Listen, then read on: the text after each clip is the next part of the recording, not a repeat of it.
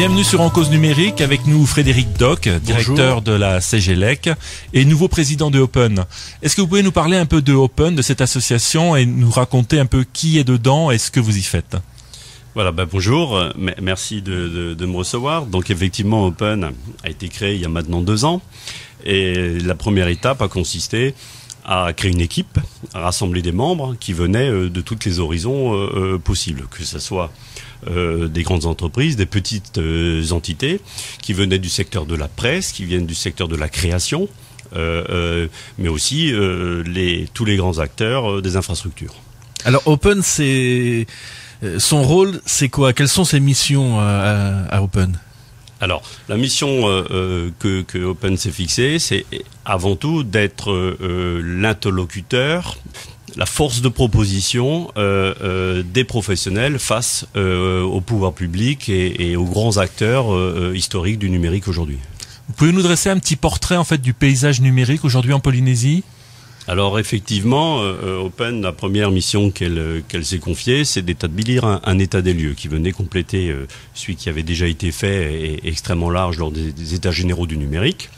Et donc, on s'est fixé de dessiner ce qu'on a appelé la cartographie du numérique en Polynésie.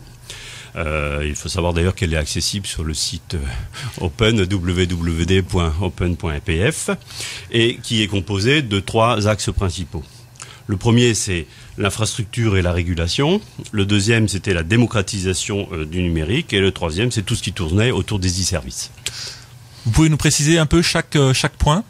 Alors, effectivement, d'abord l'infrastructure et la régulation, parce que il était important de regarder où est-ce qu'on en était. On a vu que sur l'aspect télécom mobile, les choses étaient bien avancées, que ça soit pour l'infrastructure, bien sûr, là aussi avec l'opérateur historique et par la régulation qui permet aujourd'hui d'ouvrir à la concurrence. Donc on a regardé ça, mais on a aussi vu qu'il y avait encore énormément de choses à faire, en particulier dans la partie fibre optique, donc dans le déploiement de tout ce qui était câblé. Sur la partie démocratisation du numérique, c'est surtout un état des lieux, des entreprises, des acteurs du secteur, de où on en était sur la dématérialisation, où en sommes-nous sur le paiement sécurisé, ou quels sont effectivement tous les moteurs, tous les outils aujourd'hui disponibles en Polynésie pour faire de la création de numérique. Et le dernier point, c'était les e-services, c'est le B2B, le B2C, mais aussi surtout la relation avec l'administration, des entreprises et des particuliers, sur lequel effectivement c'est sûrement le point le moins avancé à ce jour. Alors une fois qu'on a ce constat, quelles sont pour vous les priorités? Alors, les priorités, pour nous, c'est ce qu'on est en train de déterminer aujourd'hui. Ce qu'on peut déjà dire, c'est qu'il y a 2 grands sujets qui seront amenés dans nos prochaines discussions. Le premier, c'est quel est le plan aujourd'hui des opérateurs pour développer la fibre en Polynésie, et quel est le modèle qu'ils ont l'intention d'utiliser. Donc celui-là, il va faire l'objet d'une discussion importante, puisque des exemples, on en a beaucoup partout dans le monde. Et le deuxième, c'est effectivement tout ce qui est e-service, à savoir que si demain on n'a pas un moteur pour lancer une véritable économie, et je pense très fort à l'e-administration, rien ne se fera autour de ça sans effectivement une nouvelle dynamique qui peut être impulsée dans ce cas-là que par les pouvoirs publics. Est-ce que vous pensez que les opérateurs, ou en tout cas l'opérateur qui était là jusqu'à présent, s'intéresse beaucoup aux professionnels, ou est-ce qu'ils ont beaucoup quand même centré leurs actions sur le grand public? Alors aujourd'hui, effectivement, depuis l'arrivée du câble, on l'a dit, ça a été une réussite, c'est clair, il a fait un boulot considérable, et aujourd'hui, on vit plus pareil qu'il y a quelques années. Donc là-dessus, je dirais, c'est mission accomplie, mais la mission, elle peut pas s'arrêter là. La mission aujourd'hui, elle doit absolument s'orienter vers le professionnel, parce que, encore une fois, la création de richesse, elle viendra des entreprises en général, et de ce qu'elles pourront créer en termes de services, de produits, en interne, j'allais dire indoor comme à l'export, et qui ira drainer derrière du business et donc de l'emploi. D'accord. Quand on parle aujourd'hui numérique, c'est vrai que dans le grand public, on voit surtout principalement Internet. Il y a d'autres choses derrière. Quand on parle infrastructure, etc. Est-ce que vous pouvez nous donner un peu des axes de réflexion que vous avez sur ces points? De toute façon, demain tout sera numérique. Aujourd'hui, c'est un support global qui permettra tout simplement de faciliter les échanges. Faciliter les échanges à l'intérieur de la Polynésie. On voit les exemples qui sont donnés aujourd'hui de télémédecine entre autres, mais pour certains, on sait qu'on en parle depuis très longtemps. Donc, on aura exactement les mêmes problématiques pour l'enseignement, qui permettra là aussi de réduire les distances. Et puis, une fois qu'on aura fait ou qu'on aura défini ce modèle chez nous, on pourra effectivement utiliser le même sur l'extérieur. Mais encore une fois, vous avez raison de le dire. Il faut créer le contexte qui permet effectivement d'assurer le développement de tout ça. Pour créer du développement, il faut des infrastructures. L'infrastructure, c'est du travail. De toute façon, ça va donc concerner toutes les couches, on va dire, économiques de la société. Et derrière, le service qui viendra se poser sur ces infrastructures, il permettra quantité de prestataires, quantité d'entreprises, d'assurer de la production et donc du travail derrière. Alors concernant les animations sur 2013, est-ce que Open a prévu quelques animations ou manifestations pour cette année? Alors on avait programmé les Open Day en milieu de cette année. Pour l'instant, la date a été repoussée de toute façon après les élections, puisqu'effectivement il va falloir que laisser les gouvernements se mettre en place. Donc on n'a pas refixé de rendez-vous, mais on compte effectivement faire parler de nous assez rapidement. À ce propos-là, effectivement, il faut savoir qu'on a eu l'occasion d'en discuter avec tous les groupes politiques qui se sont présentés et effectivement, on a prévu de reprendre la discussion très vite. D'accord. Quand on est élu président de Open, on arrive, j'imagine, avec un programme, quelque chose. Quelles sont vos grandes orientations pour cette fin d'année? Alors, la grande orientation, je l'ai dit tout à l'heure, c'est déjà de pouvoir sortir des premiers mois de discussion avec les interlocuteurs politiques et encore une fois les opérateurs et les acteurs en place et de pouvoir se mettre d'accord sur un plan de développement de ce qu'on a évoqué. Aujourd'hui, il n'y a rien qui est partagé entre les acteurs présents et les acteurs potentiels. Donc il faut qu'il y ait la discussion et il faut qu'on puisse remettre quelque part une roadmap, on va dire, à l'issue des mois qui viennent, parce que aujourd'hui le temps presse, je le redis, le câble est en place depuis fin 2010 et le professionnel, il n'a pas encore pu en profiter et il lui a pas été permis de développer la moindre activité sur cette base-là, quoi. Concrètement, on parle beaucoup de la fibre. Qu'est-ce que pourrait apporter la fibre? Alors, la fibre, elle aussi, elle va apporter la possibilité aux entreprises d'échanger entre elles à des vitesses qui n'ont rien à voir avec ce qu'on a aujourd'hui. Elle va permettre de ramener des services dans les entreprises qui vont être à des coûts évidemment beaucoup plus intéressants parce qu'elle va être mutualisée effectivement avec les particuliers comme avec les privés, quoi. Donc l'infrastructure numérique aujourd'hui elle est clairement insuffisante pour développer des activités performantes. Et au moment, en plus, il faut aussi savoir, c'est au moment où ça sera déployé, ça va créer directement du travail pour tout le monde, ce qui va aussi donner immédiatement un levier économique, quoi. D'accord. On parle de fibre, on peut parler aussi de câble. Est-ce que vous pensez qu'un seul câble, c'est raisonnable? Non, tout le monde sait qu'il nous faudra un deuxième câble à un moment donné. Je pense que c'est incontournable. Mais pour convaincre un investisseur de le faire, il faut déjà commencer par remplir un petit peu plus le câble qui est en place aujourd'hui, quoi. Mais bon, le premier a coûté, on dit une dizaine de milliards. 10 milliards, c'est rien. À l'échelle d'un pays, aussi petit soit-il, l'économie numérique, en tout cas ce qu'elle peut générer, c'est effectivement des milliards, voire des dizaines de milliards en quelques années. Donc de toute façon, là aussi, c'est inéluctable qu'il y ait un deuxième câble. Faut-il encore être capable de le justifier? Et c'est à nous, effectivement, de le remplir et de le justifier. Alors pour Open, quel rôle doit avoir la puissance publique dans le cadre du développement du numérique?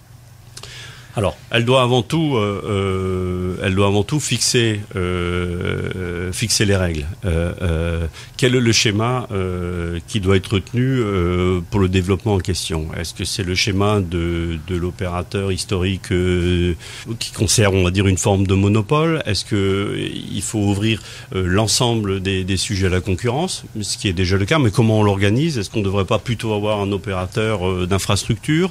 Est-ce qu'on ne devrait pas laisser la partie commerce uniquement à des entités privées? Donc elle doit, en fonction des discussions encore une fois qu'on doit avoir avec les uns et les autres, elle doit effectivement faire la réglementation qui permet d'animer, de mettre en place l'ensemble des acteurs. Et puis derrière, évidemment, le réguler, ce business, puisqu'il a un rôle de régulateur aussi important.